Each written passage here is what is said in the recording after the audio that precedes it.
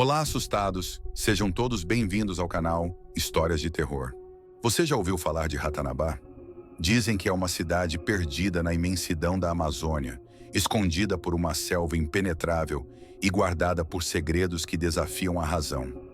Muitos acreditam que seja apenas um mito, mas aqueles que se aventuram em busca dessa lenda acabam voltando mudados.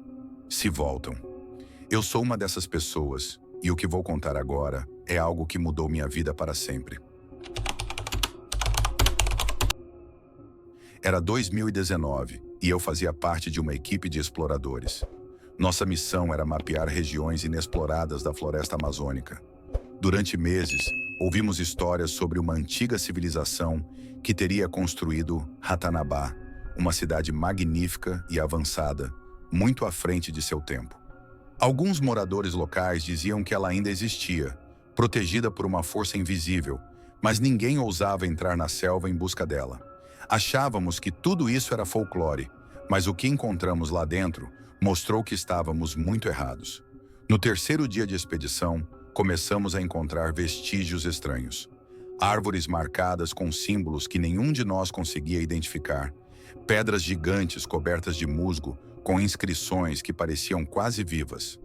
Havia uma sensação de opressão no ar, como se a floresta estivesse nos observando. À noite, os sons da selva eram diferentes, como se algo ou alguém estivesse se movendo entre as árvores, mas nunca podíamos ver o que era. Até mesmo os guias locais estavam inquietos e insistiam que deveríamos voltar. As inscrições nas pedras pareciam pulsar com uma energia estranha. Um dos pesquisadores, Marcos, tentou fotografar os símbolos, mas a câmera não capturava as imagens com nitidez. Era como se o próprio equipamento falhasse ao tentar registrar aquilo. Ele jurava ter visto as marcas se moverem enquanto olhava diretamente para elas, algo que descartamos como alucinação, mas todos começávamos a sentir que havia algo de errado. As árvores, antes meros gigantes silenciosos, agora pareciam vigiar cada passo nosso. Em um dos troncos, encontramos um símbolo diferente, semelhante a um olho. Ele parecia quase fresco, como se tivesse sido entalhado há pouco. Ninguém teve coragem de tocá-lo, mas todos sentimos um arrepio percorrer a espinha ao olhar para aquilo. Os guias trocaram olhares nervosos e começaram a murmurar entre si, mencionando algo sobre avisos dos antigos. Perguntamos o que significava, mas eles só disseram que estávamos indo longe demais e que deveríamos voltar antes que fosse tarde. Mesmo diante do desconforto crescente, decidimos seguir em frente. Havia algo fascinante e aterrorizante nos mistérios que estávamos desvendando, e ninguém queria ser o primeiro a desistir.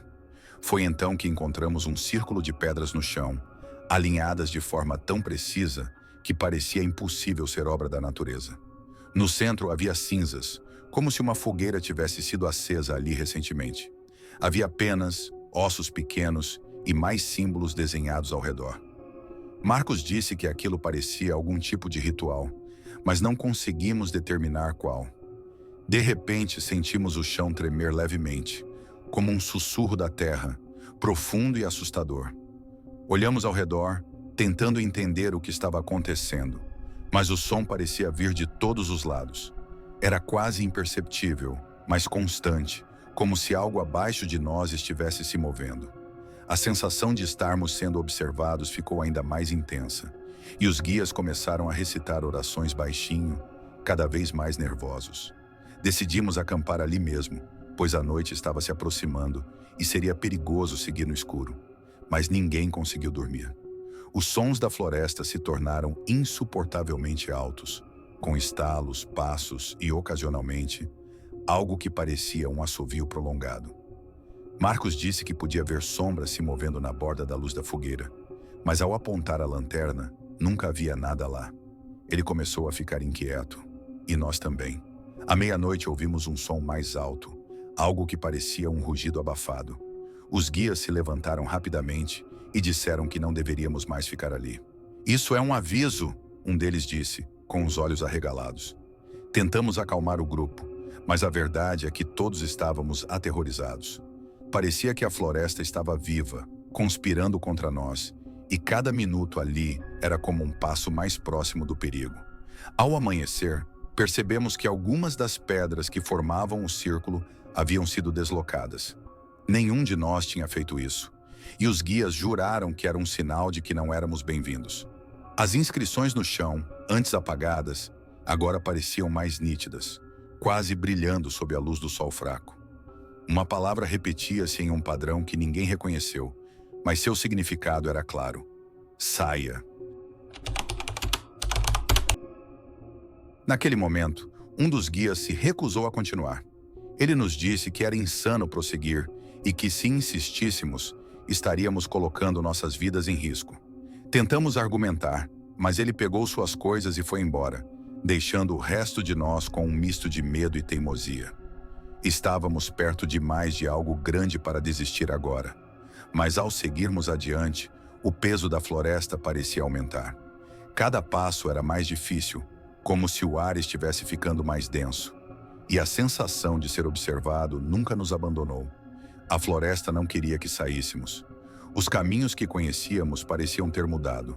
Árvores que antes não estavam lá bloqueavam nossa passagem, e trilhas se fechavam diante de nós. A sensação de ser observado era insuportável.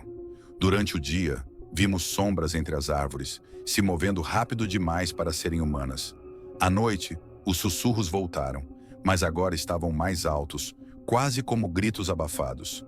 Algo ou alguém estava nos cercando. No sétimo dia, encontramos o que parecia ser um altar. Ele estava no centro de uma clareira, cercado por ossos e velas derretidas. As inscrições nas pedras eram as mesmas que havíamos visto antes, mas agora brilhavam em um tom vermelho sinistro. Um dos guias gritou, apontando para a floresta. Lá, entre as sombras, estavam figuras altas e magras, de olhos brilhantes e corpos cobertos de algo que parecia ser lama ou sangue seco. Elas não se mexiam, apenas nos observavam. E foi então que entendemos. Não éramos bem-vindos. Corremos o mais rápido que podíamos, mas parecia que nunca sairíamos de lá. A floresta parecia viva, se fechando ao nosso redor. Os sussurros estavam por toda parte, acompanhados de risos agudos e distorcidos. Quando finalmente encontramos uma saída, estávamos exaustos e completamente desorientados. Nunca encontramos Carlos. E mesmo depois de escaparmos, a sensação de sermos observados nunca desapareceu. Naquele momento, nenhum de nós teve coragem de olhar para trás. Os guias começaram a recitar orações em suas línguas nativas, implorando proteção aos espíritos da floresta. Marcos tropeçou e caiu, mas antes que pudéssemos ajudá-lo, ouvimos um som que parecia um uivo baixo, vindo de todos os lados. Quando olhamos para cima, as figuras estavam mais próximas, apenas alguns metros de distância, imóveis, mas cada vez mais ameaçadoras. As árvores ao nosso redor pareciam se mover, como se os galhos se estendessem em nossa direção, tentando nos prender. A luz do dia começava a desaparecer, embora fosse ainda meio da tarde. O céu acima de nós tinha assumido um tom estranho, como um vermelho escuro misturado com cinza. A clareira, que antes parecia ser uma abertura segura, agora parecia uma armadilha. Era como se o próprio espaço estivesse nos empurrando para o altar. Ao tentar recuar, percebemos que estávamos presos. O caminho pelo qual tínhamos vindo estava bloqueado por árvores que não estavam lá antes. Sentíamos o chão vibrar levemente, como se algo grande estivesse se movendo logo abaixo de nós. Cada vez que um de nós tentava se aproximar do altar, os sussurros aumentavam, transformando-se em gritos e lamentos de vozes que pareciam humanas, mas ao mesmo tempo não eram. Carlos parecia estar em todos os nossos pensamentos naquele momento. Era impossível ignorar o fato de que ele ainda estava desaparecido e que, de alguma forma, tudo aquilo parecia girar em torno dele. Foi então que Marcos notou algo no altar. Um pedaço de tecido que parecia ser parte da camisa de Carlos. Isso confirmou nossos piores medos. Ele esteve ali, mas onde estava agora? De repente, um dos guias apontou para o altar novamente, mas desta vez vimos algo diferente. Uma sombra, alta e disforme, começou a se formar acima dele.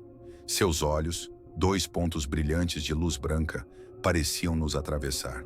A sensação de pavor era insuportável, e tudo dentro de mim gritava para correr, mas meus pés estavam como enraizados no chão. A criatura começou a emitir um som como um gemido profundo que fazia nossos ossos vibrarem. Marcos, em um ato de desespero, tentou destruir o altar, usando uma pedra para esmagar uma das inscrições. Assim que a pedra fez contato, um som estrondoso ecoou pela clareira e a criatura desapareceu. Mas não era o fim. O chão começou a rachar, pequenas fissuras se espalhando em todas as direções. Algo estava tentando emergir, e sabíamos que tínhamos que sair dali antes que fosse tarde demais. A coragem que Marcos demonstrou nos deu um impulso momentâneo. Pegamos nossas coisas e corremos, sem olhar para trás. A floresta parecia menos densa agora, mas ainda era um labirinto. As figuras que antes nos cercavam haviam desaparecido, mas a sensação de que estávamos sendo seguidos era esmagadora. Cada estalo de galho, cada movimento entre as árvores, nos fazia acelerar ainda mais. Finalmente, alcançamos o limite da floresta. A luz do dia começou a retornar e o céu acima de nós parecia mais claro. Mas nenhum de nós se sentia aliviado. Algo havia mudado dentro de nós, como se tivéssemos trazido uma parte daquela escuridão conosco.